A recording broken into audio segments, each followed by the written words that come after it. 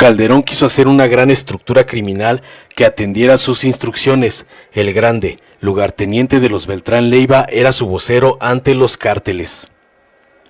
El escritor y periodista Jesús Lemus Barajas señaló que la supuesta guerra contra el narcotráfico del expresidente Felipe Calderón mató a más personas que la pandemia del coronavirus. Sin demeritar la gravedad de la emergencia sanitaria por el COVID-19, comentó en entrevista telefónica que la mayoría de los medios tradicionales han insistido y publicado en un tono demasiado alarmista la cantidad de fallecimientos a causa de la enfermedad, aunque es muy inferior, por ejemplo, a la cifra de muertes que deja el hambre.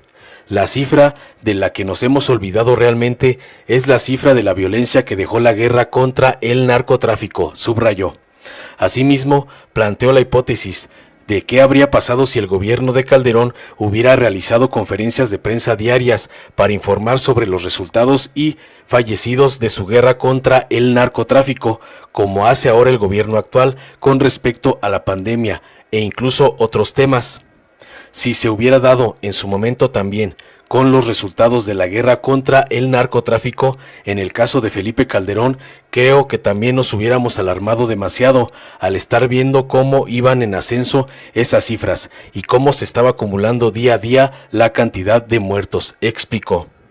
A decir del periodista, la estrategia comunicacional de la administración calderonista, por el contrario, consistió precisamente en omitir la difusión de toda esa información, al punto que hasta la fecha es complicado encontrar muchos datos, más allá de las estadísticas que manejó la Secretaría de Seguridad Pública, de la cual su extitular Genaro García Luna se encuentra preso en Estados Unidos, acusado de vínculos con el cártel de Sinaloa.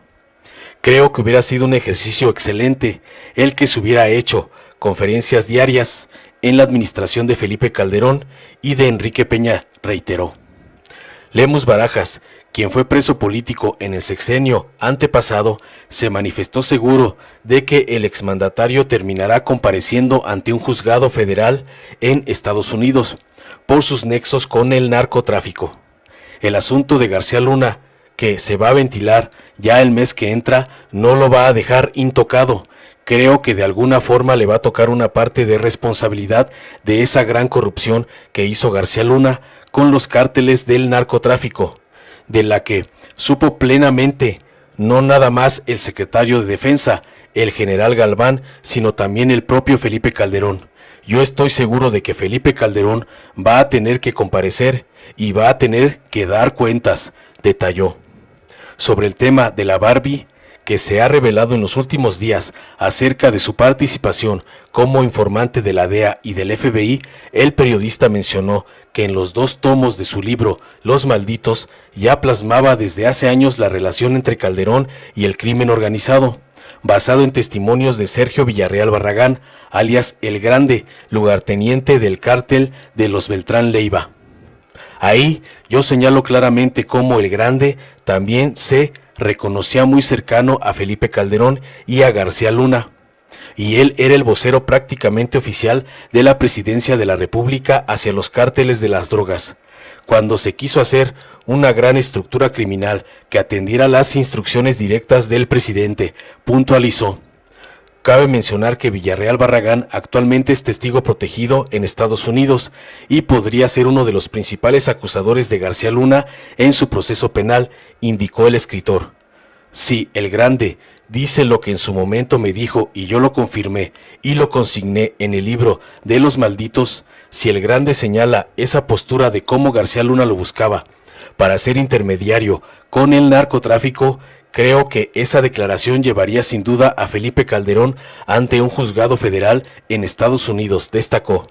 Jesús Lemus Barajas pasó 3 años y 5 días encerrado en el penal de máxima seguridad de Puente Grande, Jalisco, al ser víctima de venganzas desde el poder y de la vorágine de Felipe Calderón, que acusaba a todos de narcotraficantes para eliminar enemigos políticos, según comentó a CNN en el 2013. Mientras realizaba una investigación, el periodista fue secuestrado por la policía y acusado falsamente de pertenecer a una célula criminal en Michoacán.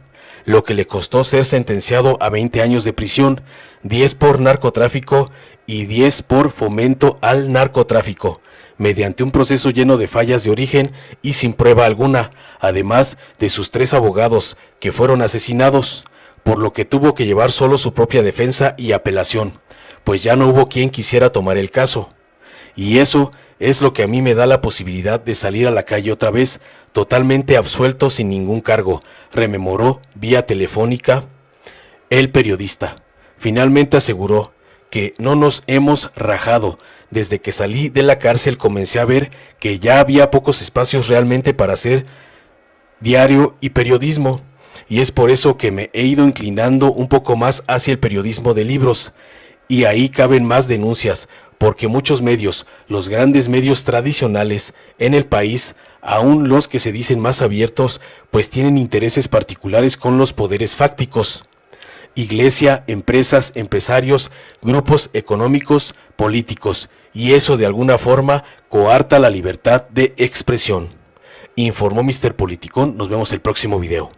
Si te gustó, dale like, compártelo, suscríbete y activa la campanita para recibir las notificaciones de nuestro canal.